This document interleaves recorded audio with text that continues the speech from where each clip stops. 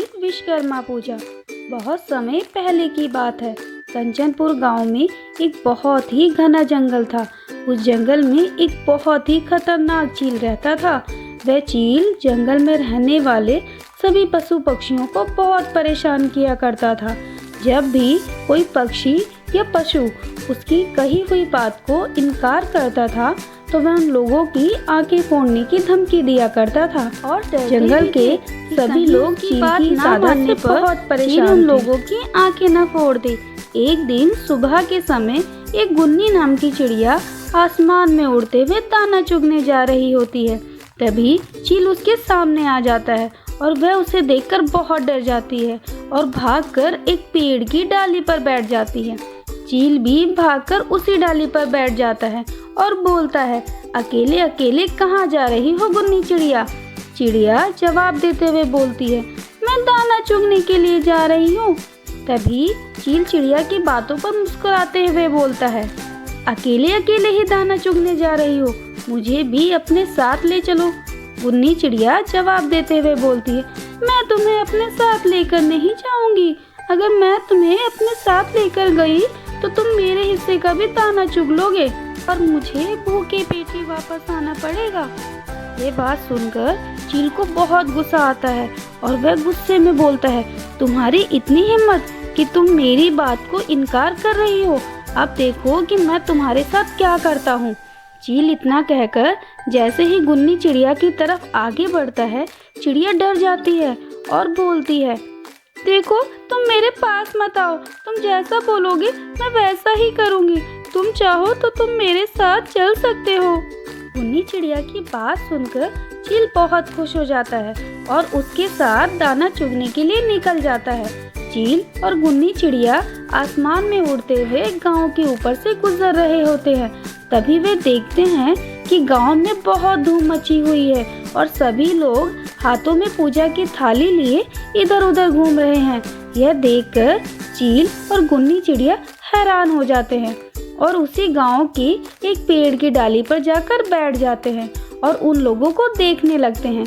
तभी उनकी नज़र एक लोहार पर जाती है जो कि अपने औजारों को पानी और दूध से धो रहा होता है, जिसे देखकर दोनों आपस में बातें करते हैं। और चील बोलता है, मुझे ये नहीं समझ में आ रहा कि ये लोहार हमेशा तो अपने औजारों से लोहे की चीज़ें बनाया करता था, लेकिन आज ये इन्हें पानी और दूध से क्यों धो रहा है?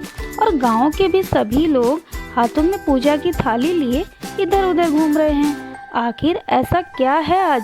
चील की बातों का जवाब देते हुए चिड़िया बोलती है, मुझे तो लगता है कि आज गांव में बहुत बड़ा उत्सव है, जिसके चलते गांव में बहुत बड़ी पूजा हो रही है।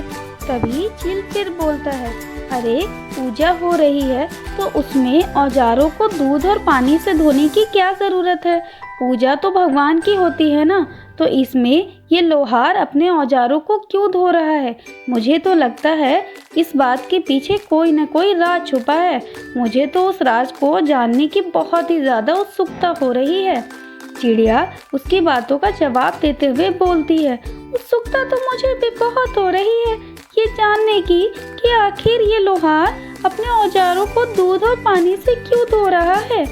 चील और गुन्नी चिड़िया बैठकर लोहार को पूरी पूजा करते हुए देखते हैं कि लोहार कैसे अपने औजारों को पानी और दूध से धोकर उन पर गंगा जल छिड़कता है, धूप बत्ती अगरबत्ती करता है और उस पर मिठाई का भोग लगाकर पूरे गांव में मिठाई बांटता है।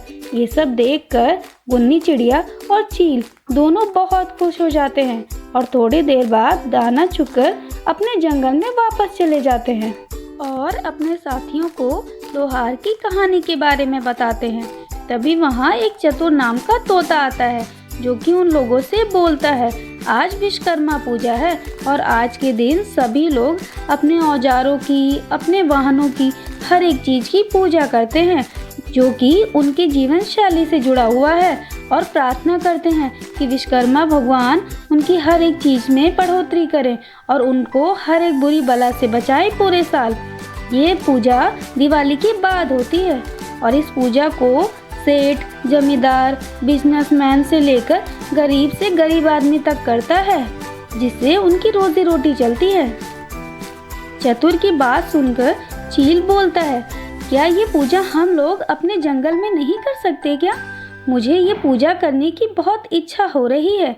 ये बात सुनकर वहाँ के सभी जानवर हैरान हो जाते हैं, क्योंकि पहली बार ऐसा हुआ था कि चील ने कोई ऐसी बात बोली जिससे किसी का नुकसान नहीं था बल्कि फ़ायदा था। और वह यह सब सुनकर बहुत खुश हो जाते हैं और चील की बात पर हामी भर देते हैं, जिसके बाद सभी लोग मिलकर जंगल में विश्वकर्मा भगवान की पूजा करते हैं और उनसे अपने लिए प्रार्थना करते हैं। उस दिन के बाद से सभी को हमेशा डरा कर रखने वाला चील सबकी नज़र में बहुत अच्छा बन जाता है और धीरे धीरे अपने साथियों के साथ मिलकर मेल मिलाप करने लगता है और उनका अच्छा दोस्त बन जाता है। तो बच्चों, इस कहानी से हमें ये सीख मिलती है कि ज्ञान हमें किसी से भी प्राप्त हो सकता है, चाहे वो ज्ञान मनुष्य से मिला हो या किताब से। अगर आपको हमारी ये कहानी पसंद आई हो तो हमारे वीडियो को लाइक एंड सब्सक्राइब करना ना भूलें। हम जल्द ही मिलते हैं आपसे फिर एक नई कहानी और एक नई सीख के साथ।